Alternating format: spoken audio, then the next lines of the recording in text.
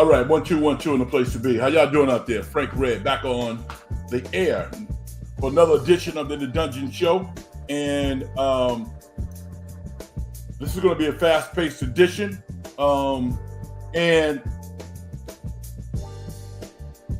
I had to come on and do this show, and I'm going to tell you why. Because I wanted to stamp a moment in history that I'm sure if you are a basketball fan, you enjoyed watching the historic game between the United States men's basketball team versus Serbia, led by Nikola Jokic in the semifinals. One of the best single elimination games in history. When you consider all of the variables at play, they're going to do documentaries on this game,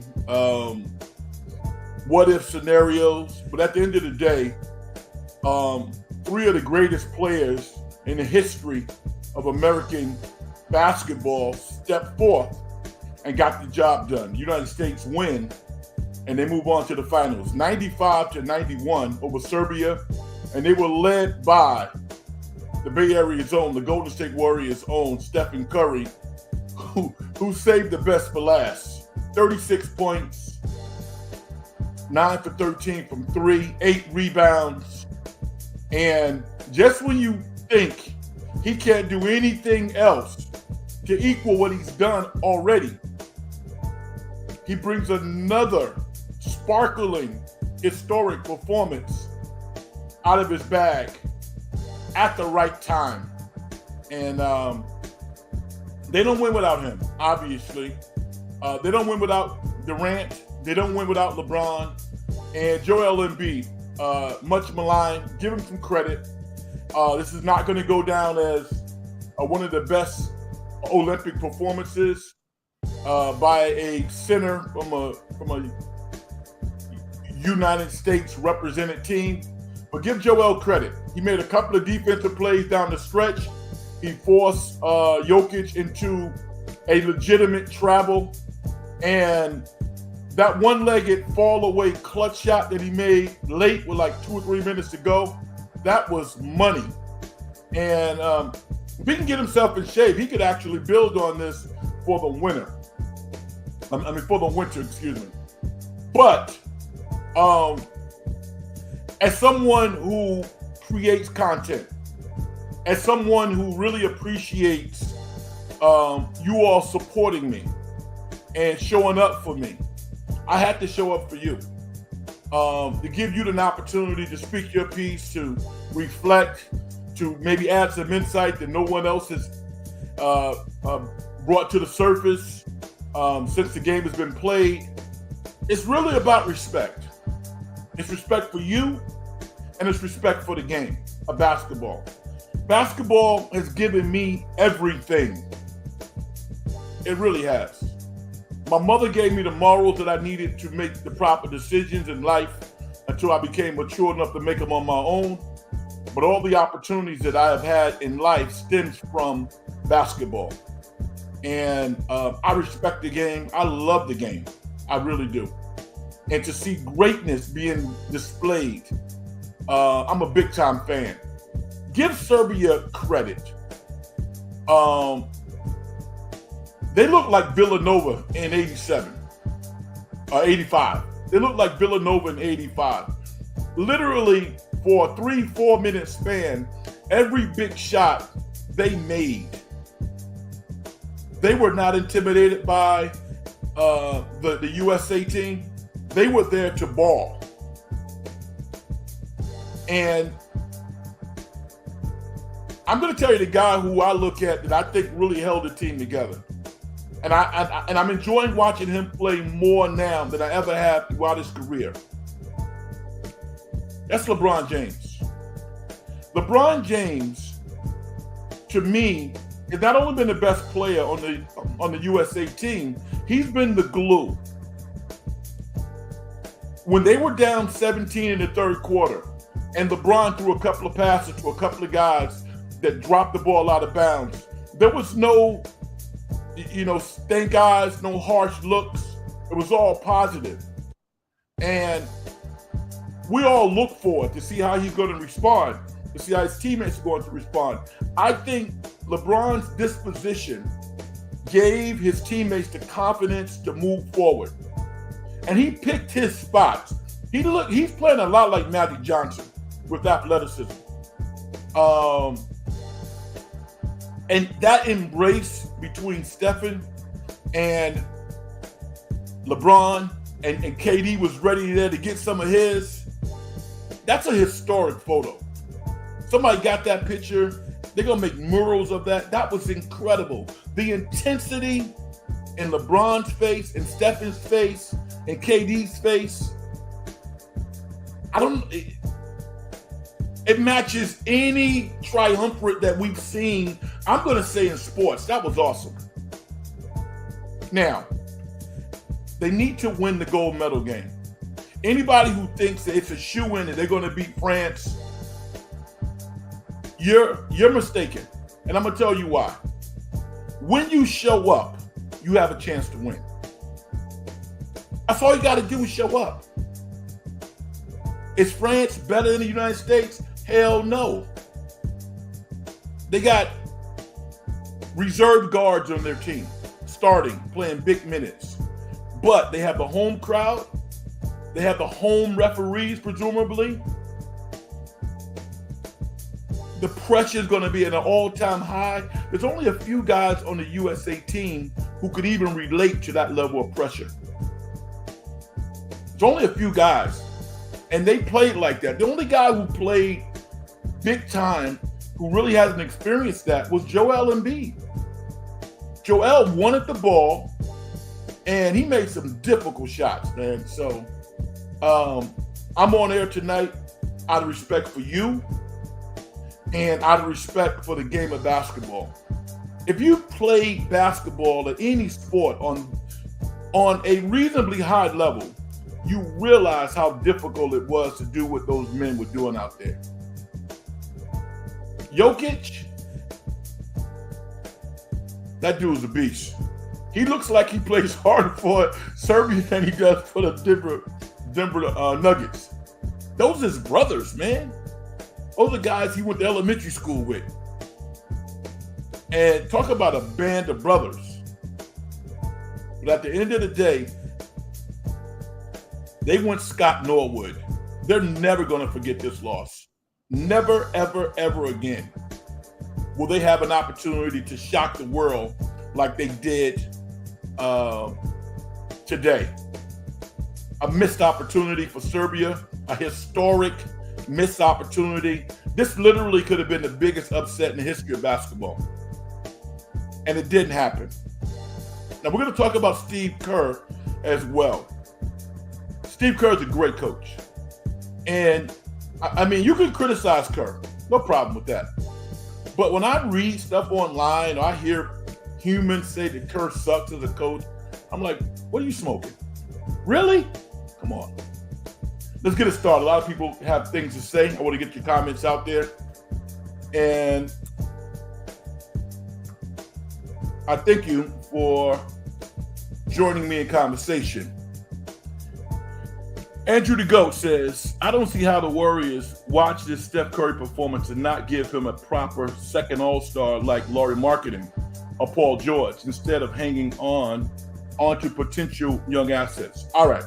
So they put forth a solid offer for Paul George. I don't think there was anybody that the Clippers wanted that the Warriors wasn't willing to give up. So they would have gone to the mat for Paul George. All right, so you can't blame the Warriors for that. Lauri Markkanen, I have no problem with what the Warriors did, and I'm going to tell you why. The Warriors were not going to sign Lauri Markkanen to a contract that was more valued than Stephen Curry and maybe some of the other guys. They were not going to do it, and I'm going to tell you why. Because Lauri Markkanen has not proven to be a leader on a team. He has not carried a team to the next level. If he has, then tell me what that team is, and I'll be corrected. All right? He's a guy who has tremendous talent, right? But the effort plays, The intangibles, he comes up short. The leadership areas, he comes up short. The Warriors were not going to pay him that kind of money. Now, here's the irony, though. Now that he has a contract, he's going to be traded in 6 months because Utah doesn't want to win. So here's the deal. If Lauri Markkanen goes out there and averages 28, and the key is the rebounds, over 10 rebounds a game, he could conceivably be on the Warriors at the trade deadline. That would be great for the Warriors because he's proven himself and now he's respected, right? And he definitely elevates the Warriors team if he's dropping 28 and 10 or 12 per game. But right now, I think the Warriors did the smart thing. You get a chance to look at Kuminga to see how he develops, and you have an opportunity potentially to revisit the Lauri Markkanen deal once he goes out and prove that he's a top 10 player in the league this year.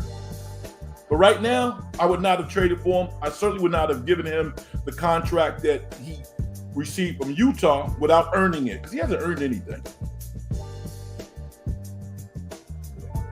Mark Graves, thank you, brother. I really appreciate you stepping in the dungeon. They held off the Tide many times against the USA team, and finally, USA defense took over in the fourth. It's beautiful, man. It's beautiful. We'll have some more time to talk about who really benefited from this experience, probably on the weekend. But I tell you what, this is kind of a new Devin Booker. We saw Devin Booker play when they went to the finals. He had a phenomenal year playing with Chris Paul. This past year, it was kind of meh, right? And we are revisiting what we think of Devin Booker and how a Devin Booker, Kevin Durant, along with a Bradley Beal combination might work for Phoenix. Because he's been impressive. He's made some big shots. He's played pretty good defense, and he's shown that he belongs.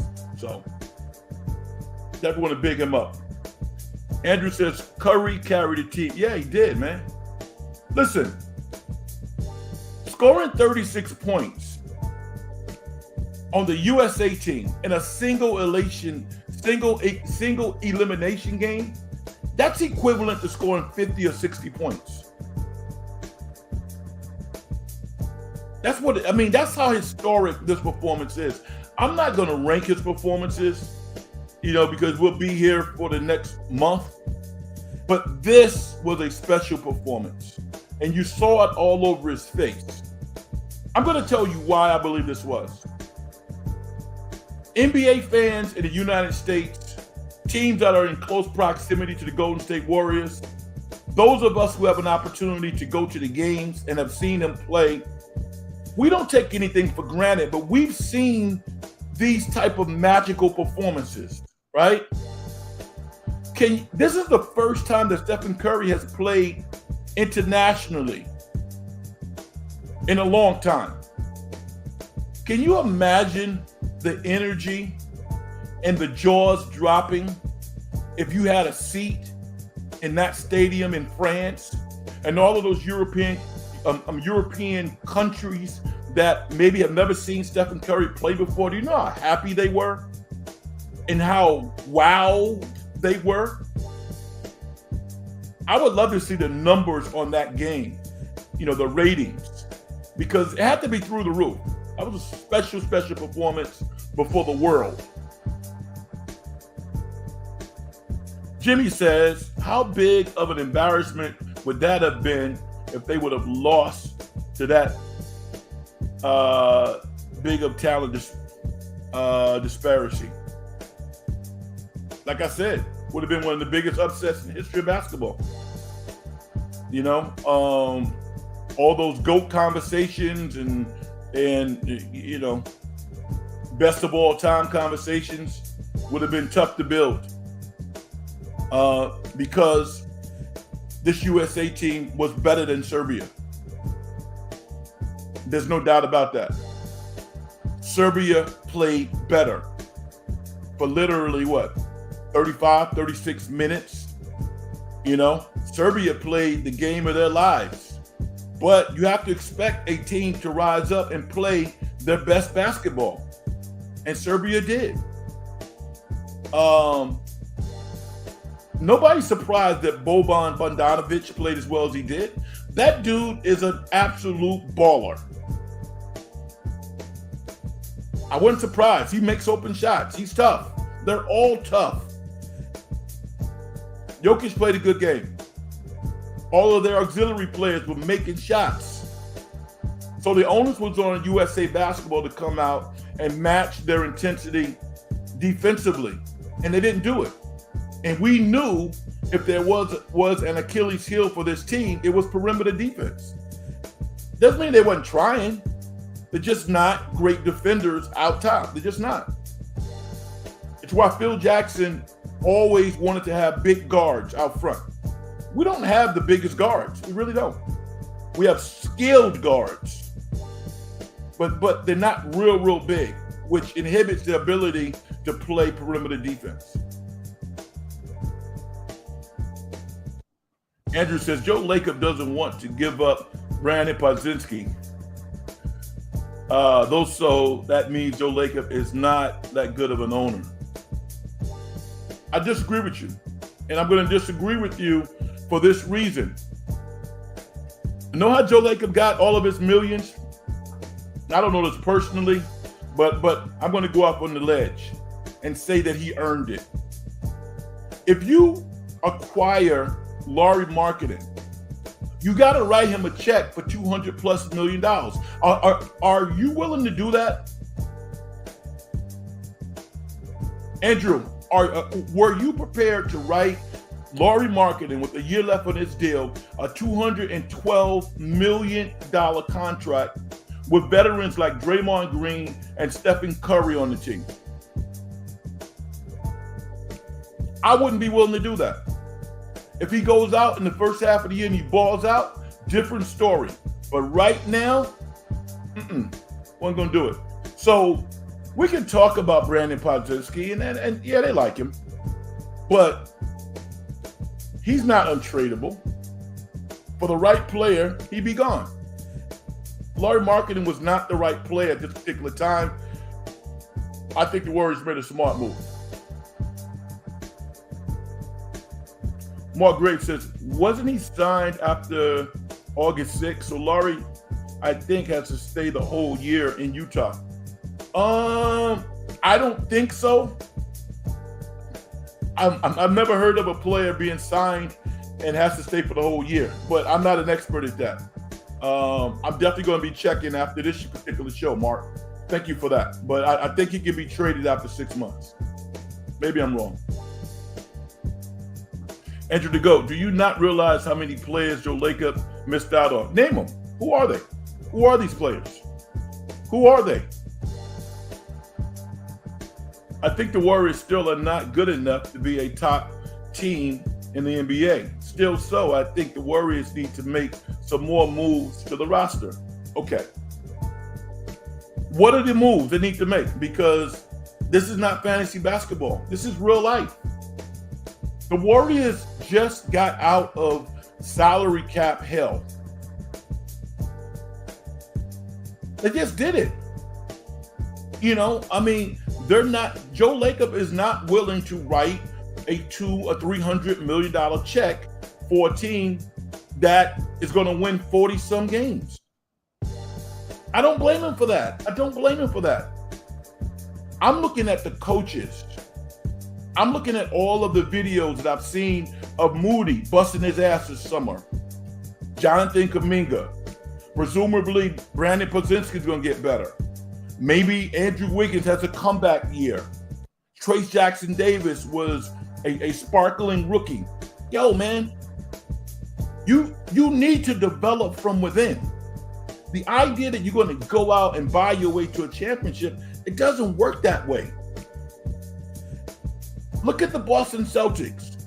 They drafted Peyton Pritchard with like the 30th pick 5 years ago. This dude, all he did was get in the gym and get better. Got in the rotation, legitimate player, getting run in a championship team. Jaylen Brown. I went to countless games at Cal when Jaylen Brown was there. I covered Cal. You know how much better Jaylen Brown is now than he was when he was at Cal? Nobody saw that coming. Jason Tatum's a good player.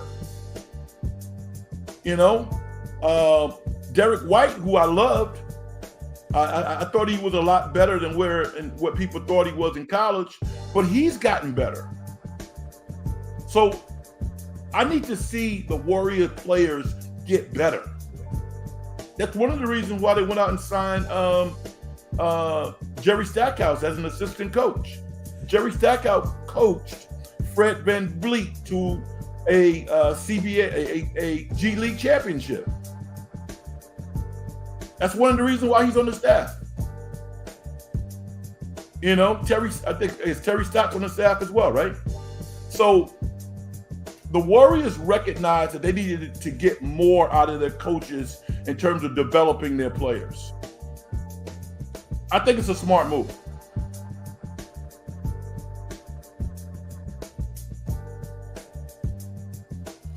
OG is one of them. Yeah. I think you got a point there, you know, but again, I would say the same thing, you know, to you about Larry Marketing that I said about OG. Now, I don't know what, you know, Toronto wanted. Certainly, I think the Warriors would have gave up Andrew Wiggins. I don't know what else Toronto wanted. In retrospect, that might not have been a good move, right? But again, I'm going to say this. I think the Knicks overpaid for OG Anunoby. He's not the best player on their team. He's not. He's not. So luckily, you have a basketball humanitarian in Jalen Brunson who wanted his boy to be on the team. So he took a $100 million haircut. Who else is going to do that? That's why the Knicks were able to pay OG Anunoby $212 million. But if you remember, the first offer that they made to him was a lot less than that. And OG was like, hell no, I'm not signing for that. So the Knicks, in a way, felt trapped and overpaid OG.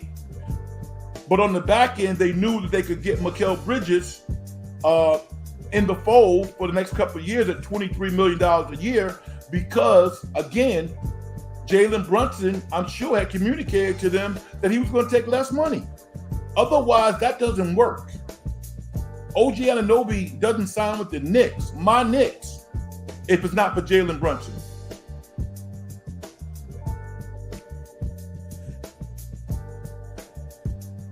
Thoughts on Quentin Post? Go earn some minutes. That's what I think about him. You know, go outplay Moody, outplay Trace Jackson Davis, you know, make some plays, and then maybe Kerr look at you. Go put numbers up in the G League.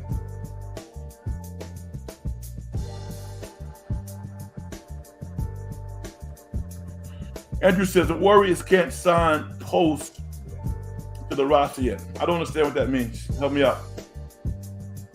The Warriors hard capped themselves after getting that player from the Thunder and then getting back Post. Okay.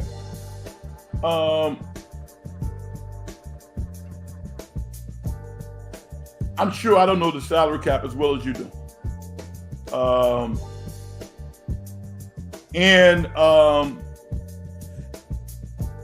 Toronto wanted Jonathan Kuminga for OG Anunoby. Okay. Again, at that particular point, I don't know if I wanted to pay him $212 million. I mean, yo, man, he played 25 games with the Knicks, 30 games. He was outstanding. But he's a role player, dude. He's the third best player on the Knicks. He's not better than Mikal Bridges, in my opinion. He's not. He's a versatile forward. plays tremendous defense. It'll probably be all defense. And he can make an open shot. But he's not creating shots. He's not. I love him on the Knicks because, again, he's a third or fourth best player in the Knicks. I love that. But you bring somebody in and you pay them $200 million, they got to be your best player, your first or second best player. He is not the second best player on the Knicks. He's not. Again, I feel comfortable with what the Knicks did. I mean, what the Warriors did by not trading for Lauri Markkanen. And I'm up in the air with OG. I am. I mean, I think he's a good player, but I wasn't ready to write that check. You know, that's just me.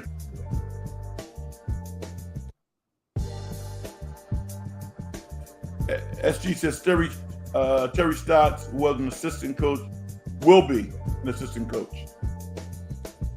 Jimmy says, why isn't Dame Lillard on Team USA? He's already won a gold medal. Coming off a injury-filled, some would say down year. That's why he's not on the team. I also think that USA Basketball wanted to inject some youth on the team. This is going to be Dame's 12th year, I believe. That's why Halliburton's on the team. That's why Anthony Edwards on the team. I have no problem with Dame not being on the team. Dame is already an Olympic gold medalist, and he actually played a major role in them winning the gold medal in 2000. So I really have no problem with that. If I ask you a question about the game between the United States and Serbia, what was a play or two that resonated with you? I threw some things out there. Curry's play was sparkling, obviously. Joel Embiid. But the consistency of LeBron James, to me, was also impressive. And also, the fact that KD wanted the ball in those big moments said a lot about him as well. Because Kevin Durant's, 35? You know, I mean, if you go back 20 years, none of those guys are playing now. None of those guys are playing. They're either at the end of the bench, solidly morphed into role players, or they're out of the league. Kevin Durant, Stephen Curry, LeBron James, all are over 35 years old, and they are the best players on the Olympic team. That's impressive. That's impressive. So, we age to the right, not to the left. And for those of us who love the game, who, you know, can no longer play or certainly can't play as well as we did when we were younger, I salute, man. You have to respect it. You have to, because not many people would step up and take that responsibility in those particular moments. Not many players would do that. A lot of players are run and hide. None of those guys did. They wanted the ball. They wanted to make the plays. They wanted to make the crucial assists. Beautiful to watch.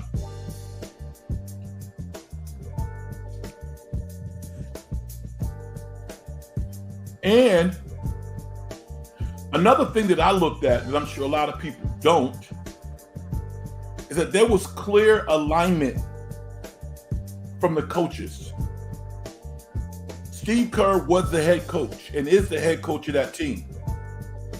You know, there is no confusion about who's the general of that staff. And that's how it should be. Do your job. A simple statement by Belichick that the people get it twisted and it becomes a catchphrase, but it's not a catchphrase. It is what it is. Do your job. And that's what Kerr did. Kerr actually, by not playing Jason Tatum a couple of games ago, he set himself up to coach the team how he wanted to coach the team. Up until game 5, Kerr was, running this, these hockey shifts. 5 out, 5 in, 5 out, 5 in. But in this game, you knew Stephen Curry wasn't coming out only for a couple of minutes. You knew LeBron wasn't coming out. And you knew KD was going to play big minutes. And Kerr was like, listen, I don't have to coach any of you ever again except Stephen Curry. I'm going to ride with my boy because I believe in him. I know what he can do. And the young boys on the team, you know what? You'll get your shot in 28. Be ready. Because guess what? The world is not getting worse. They're getting better. They really are. I mean, the world is coming. If it's not Serbia, one of those African nations, whew. Canada? Are you kidding me? Canada's going to be a beast. They're already good. Germany. Kerr feels with all of his heart, he needs to get this done. And that's how he coached. Jimmy says, I thought the game was over when they were down 15 in the third quarter. Why do you think they struggled to rebound?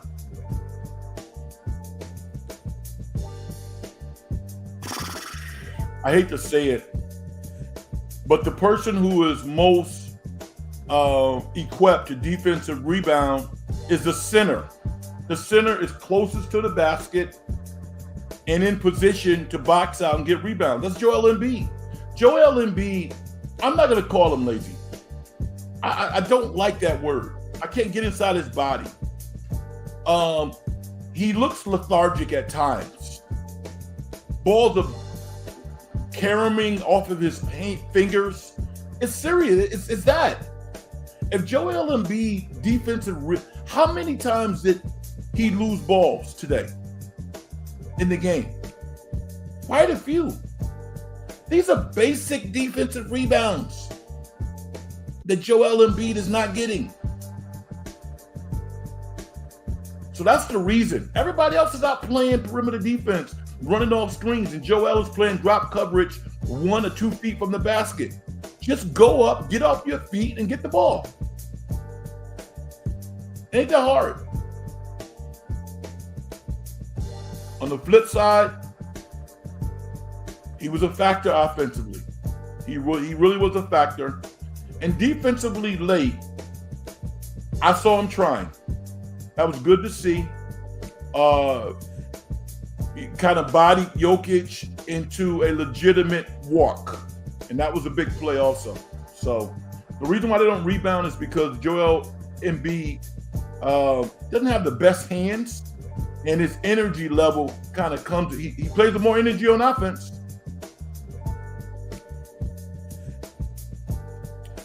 What are the keys for Saturday versus France? They got to win the guard matchup. USA basketball has a tremendous advantage in guard play. So I wouldn't be settling for jump shots. I would be taking those kids to the basket and kicking to the wing for open jump shots. So I think continually to play team ball, but they got to win the guard matchups because I think that there's a chance Wembanyama could score 30. Yeah, that's the advantage. Really push the ball, take the ball to the basket, and win the individual matchups on the perimeter, and they will win. because not many players on USA Basketball is going to be posting up Rudy Gobert and Victor Wembanyama. They're not going to be able to score inside a lot. Joel might be able to score some, but attacking the basket from the wing and making perimeter shots, I think, is where USA Basketball really has a big opportunity.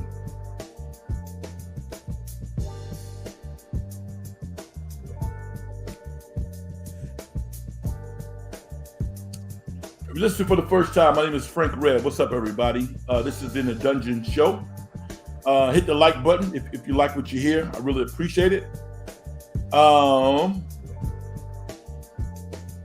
And subscribe to the show.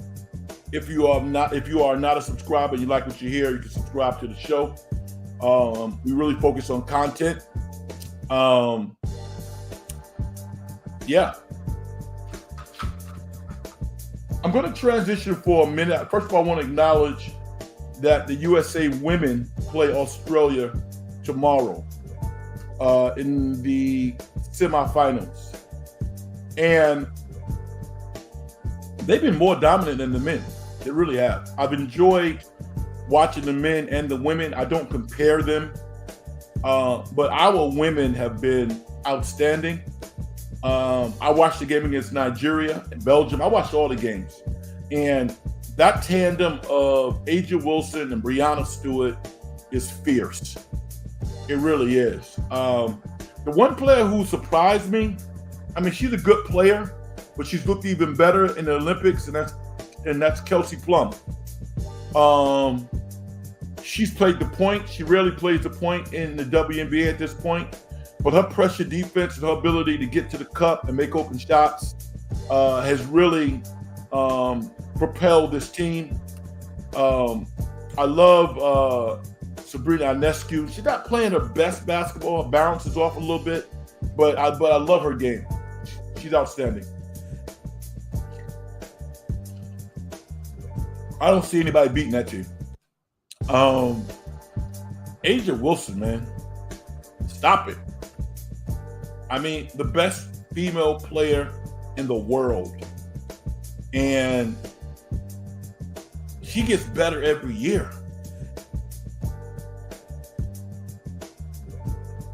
Jimmy says, what are your predictions for Brandon Aiyuk? Do you think he gets traded or re-signs the 49ers? I actually wrote on my notes as I was preparing for the show. I think it's 50-50 now. I mean, I don't think that he's going to, if he stays with the Niners, I don't think he gets a long-term deal at this point. I think he plays out his contract. I'm going to repeat what I heard on television by Mike Tannenbaum, former general manager of New York Jets and also Miami. Tannenbaum was like, yo, he's going to make close to $15 million this year. Give him another $5 million and say, yo, we won't tag you. So get him in the fold for $20 million.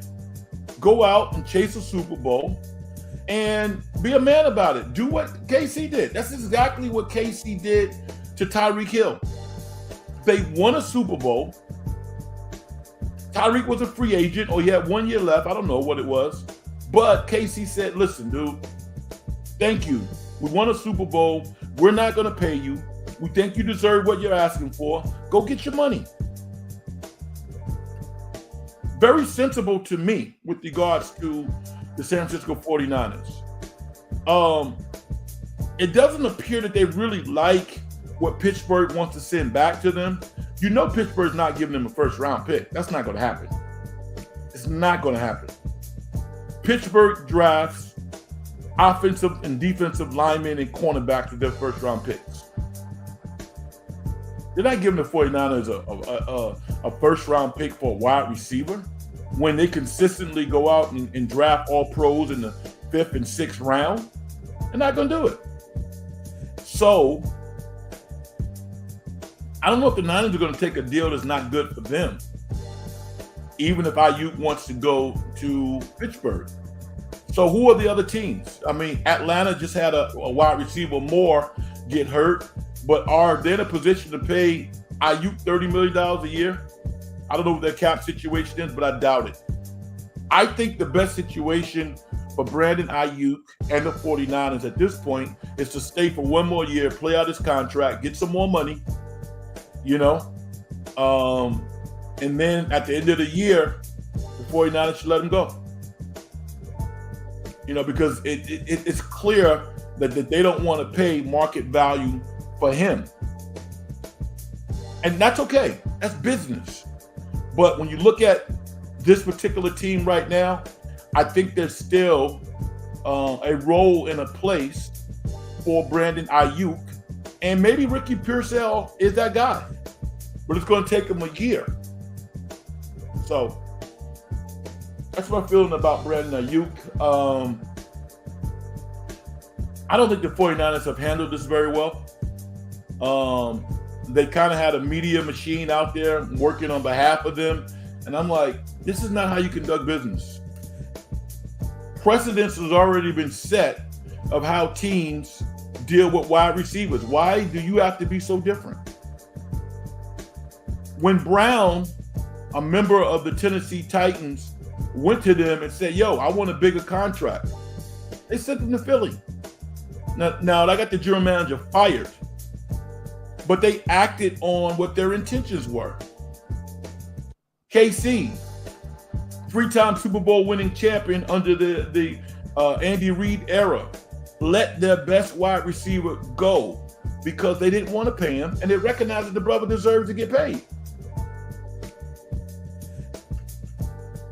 I don't understand why the 49ers are so different.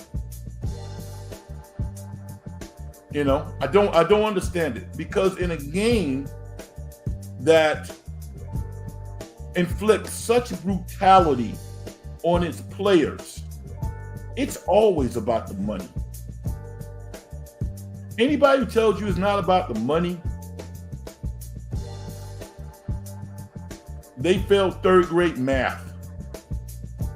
As a football player with a non-guaranteed contract, you got to get as much as you can. Now,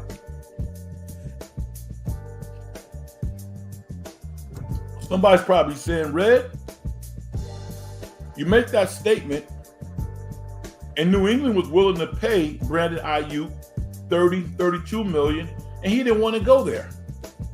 So is it really about the money? Yeah, but I don't have a problem with Brandon Aiyuk not wanting to go to New England. I don't. Why? Because as a free agent, you can choose where you want to go. And he's not quite a free agent, but he's kind of a free agent. He has some cards to play. But if you made that statement about him not wanting to go to New England when they had put the money on the table, I get it. I get it.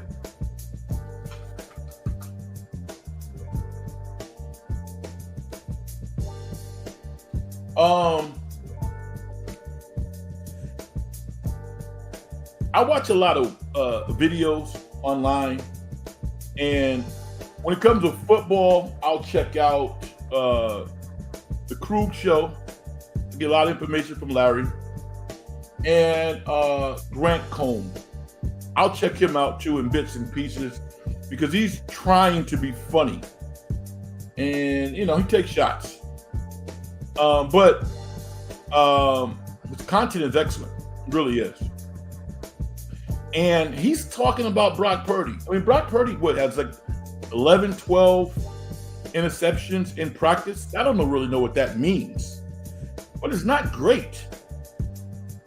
It's not great. And the reason why I bring that up is because when you're a quarterback in the NFL and you are surrounded with great players, you look different. Jalen Hurts, I love Jalen Hurts. I love Jalen Hurts, the leader, the person. And I think I like him as a quarterback. I didn't like him a whole lot last year. But the year before last, I loved him. And guess what? He was throwing to quality players all over the football field. You know, and as a result, he was able to, to work that into a major contract. And when I hear people throwing around numbers like $60 million to Brock Purdy, I'm like, slow down now. Slow down. Whoa, Nelly. $50 million, I'm comfortable with that. Because that's the rate of a top 10 quarterback in the NFL. $50 million. Sounds crazy because it is crazy. But when you have an industry that is making billions in profits and the players are the product, players are going to get paid. I'm all for it. Do you have to be the highest paid quarterback? I don't think so. So my point is, insulate these quarterbacks with really, really good players, and they're going to look a hell of a lot better.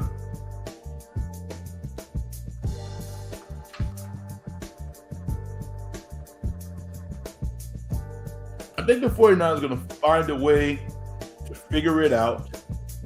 And when game one starts and they take on the Jets, I think they're going to strap it up and be ready to go.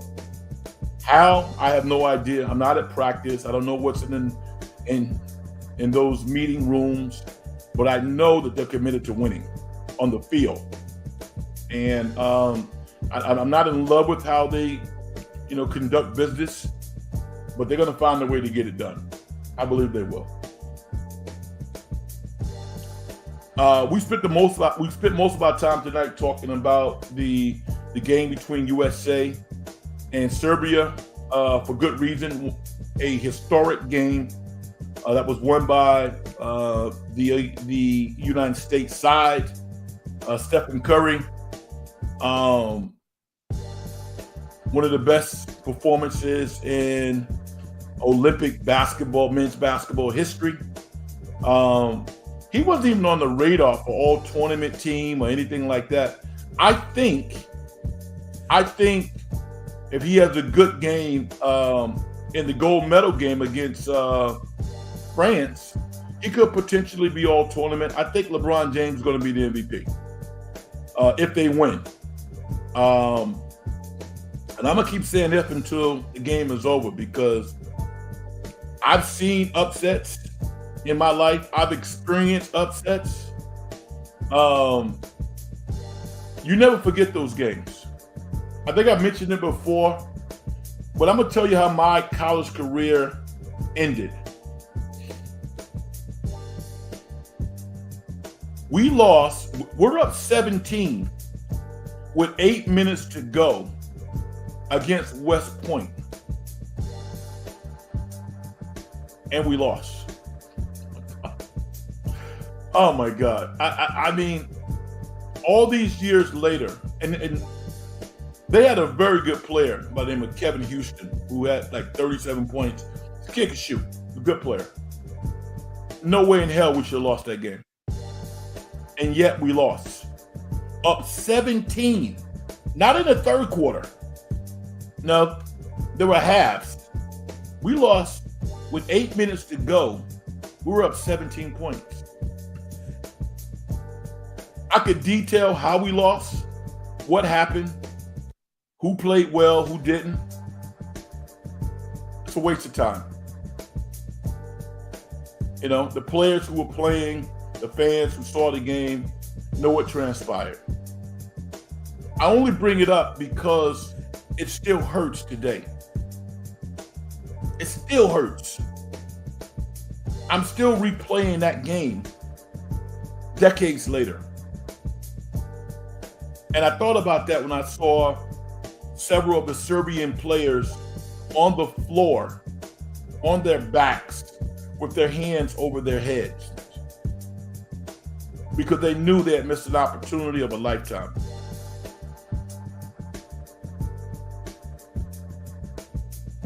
Such as sports. That's why we love sports, though. That's why we love sports. And that's why we have such reverence for players who get it done. Because it's not a one-way proposition. You got to go out there and make those plays. They don't just happen. All those hours in the gym, all of those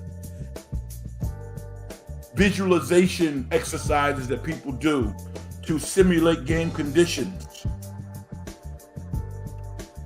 That's real. And that was on display today. So,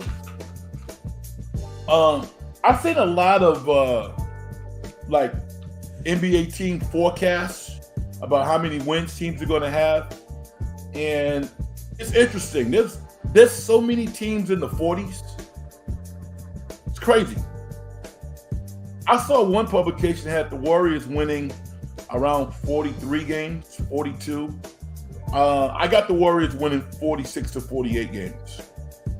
When you consider that they won 48 games last year,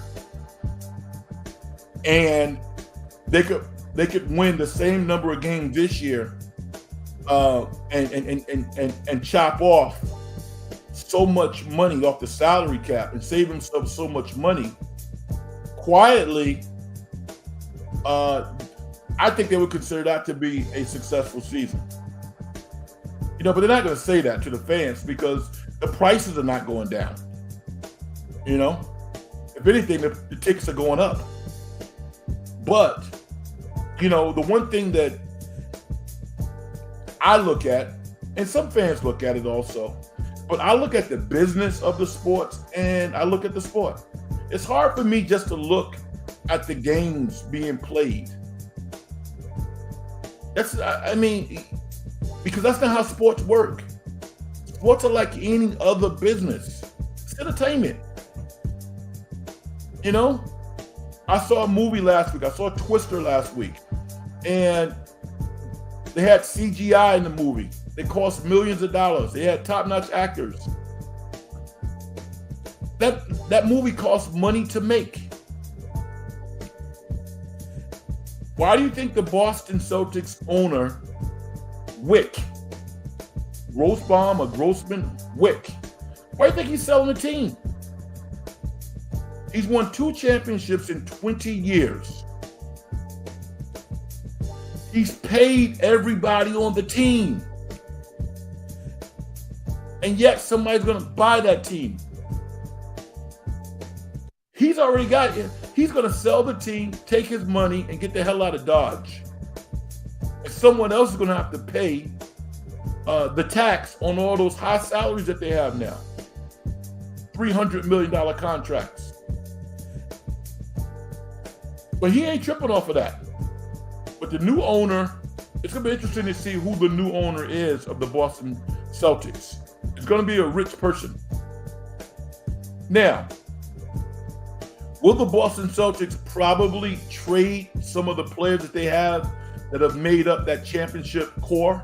Yeah, probably. Yeah. It would not surprise me if Jaylen Brown gets traded. Not this year, but the year after next. It would not surprise me at all. They're not trading Tatum. And Derek White's probably not going anywhere, and Drew Holiday's not going anywhere either. But I think Jaylen Brown is a guy to keep your eyes on. Not next year, because they want to repeat and challenge for another championship. But after next year, when the tax comes, some of those guys are going to be traded, or they're going to find one of the richest owners that they can find. They're going to look for one of the richest owners they can find, So that's how the business works. That's how the business works. The Warriors and Lakers seemingly was willing to play that game when the Warriors were challenging for championships. Even though, I've said it before and I said it again, I don't know how the hell the Warriors won a championship in 2022. Stephen Curry won that championship. That's what happened. So it's kind of funny when I hear people go, well, the Warriors are not challenging for a championship in Stephen Curry's later years. Not totally true. He's shown that if he can get into the party, he can win it. I don't know if this roster's definitely not talented enough when you consider against some of the other teams, but I think they're going to surprise some people next year. I think the Warriors could be pretty competitive. My man Keith says, what's up, Frank? I believe the Niners really screwed this contract situation with BA. Up. Niners seem in limbo. I agree with you. I mean, I totally agree with you, dude. I don't think you need to play this shell game, try to inflict leverage, who has the leverage, and you're not good enough for the side. Man, come on, man. It's not that hard. Some organizations make it harder than it actually is. The numbers are there for Brandon Aiyuk. Look at the numbers. They basically told him that, nah, we don't think you're good enough for the salary. We don't think that you're worthy of the salary that you're asking for. And then at some point they got to the point where you are good enough, but we don't want to pay you. Why not start there? The 49ers had far more opportunities to trade Brandon Aiyuk before the draft, I believe, than they do now. But they waited. They thought that they can beat him down, and it never happened. I think he should re-sign with the Niners for a little bit more money if he can get it, and go suck it up and just go play. Even if they play head games, he's guaranteed. I need to do my research tomorrow. Is it the top 5 wide receivers or top 10? I'm not quite sure what it is. But he's going to have a guaranteed salary next year.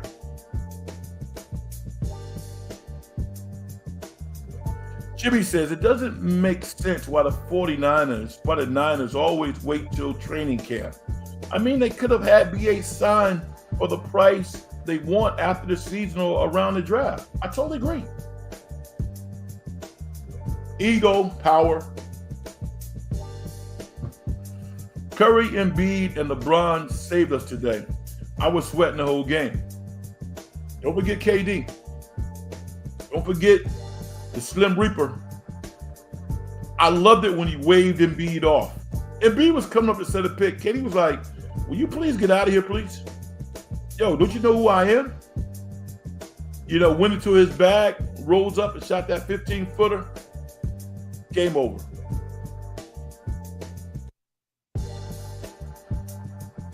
Was average salary of the top 10 wide receivers? Okay, thank you. So the average salary of the top 10 receivers, I believe, is probably going to be somewhere between 28 and 32 million. And that's guaranteed money. And presumably he doesn't get hurt this year. It's another 15 to 20.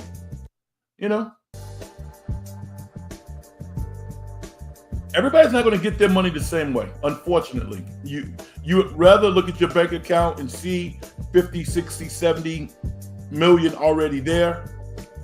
But everybody's not that lucky or fortunate. Kirk Cousins wasn't that fortunate.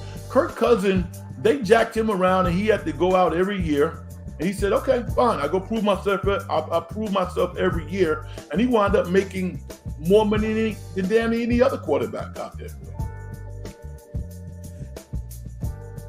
Jimmy says, enough with this ancient way of doing business. They have done this with Bosa, Debo, and other players and seen them all have subpar seasons. Bad juju. I agree with you. I totally agree with you. Bad karma, right? Yeah. I agree with y'all. All right. The 60 minutes is up. I'm sorry if you joined the program late. I had only intended on going an hour out of respect to the game of basketball, to respect to the listeners of this particular program. I wanted to come on and have a discussion. I realize it's late, so I won't keep you much longer. But what a historic day in the world of basketball. I'm so happy to be alive, to be able to witness greatness. And I think you feel the same way if you are a basketball fan. Check out the women tomorrow. They're going to do their thing. The gold medal game with France is on Saturday. I'll be back on the air on Sunday night. I look forward to that. If you have not hit the like button, please do that. It certainly helps the show. And subscribe. Tell somebody. Do me a favor. If you like the show, then tell somebody else to subscribe to the show. All right? We need to get our numbers up. I'm going to do my thing and get out of here. Success and getting paid is the manifestation of the whole process. If you as an individual don't do things to help other people make their lives better, as far as I'm concerned, you haven't done nothing. I am Frank Red. This is the In the Dungeon Show. I want to thank you once again for joining us, and I'll see you down the road. All right, everybody have a great day tomorrow. Peace.